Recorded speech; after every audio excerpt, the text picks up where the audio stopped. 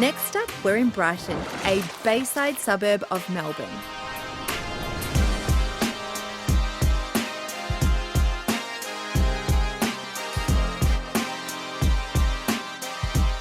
We're in Brighton and about to meet Danny Williams, an ex-Storm player. They tell me they've got an amazing contemporary design. Let's go in and check it out.